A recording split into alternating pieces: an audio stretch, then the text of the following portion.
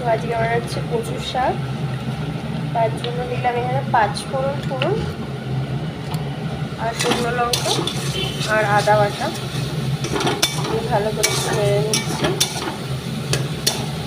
কচুর শাকগুলো এখানে সেদ্ধ করা আছে ভালো করে। দিয়ে দেবো জিরে গুঁড়ো,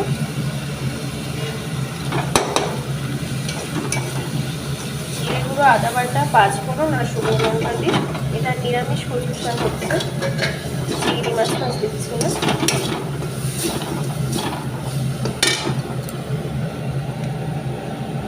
গ্যাসের ফ্লেমটা লো করে দেবো।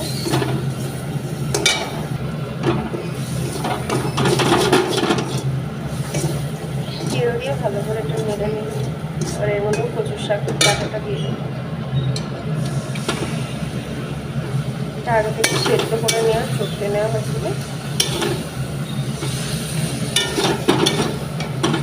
এটাকে ভালো করে নাড়তে হবে। আপনারা চাইলে এর মধ্যে ছোলা ভিজিয়ে আগের দিন ছোলাও দিতে পারেন। আমি ছোলাটা দিচ্ছি না, স্কিপ করছি। ভালো করে নাড়িয়ে নেব। কচু শাকটা পুরো শুকনো করতে হবে।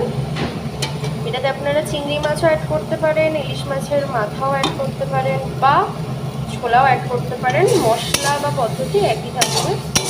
আর একদম জলটা পুরো শুকাতে হবে, নাহলেই কিন্তু গলা চুলকাবে। ভালো করে একটু শুকিয়ে নিতে হবে। কারা কারা বাড়িতে কচুর শাক বানান, কীভাবে বানান অবশ্যই আমাকে জানাবেন।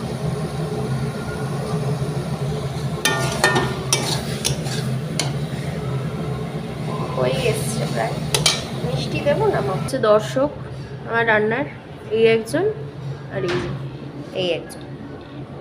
বুঝ এখানে চিনি অ্যাড করে দিলাম, দিয়ে ভালো করে এটা নাড়িয়ে নেবো। কড়াই দেখতেই পাচ্ছেন লেগের মতো গেছে।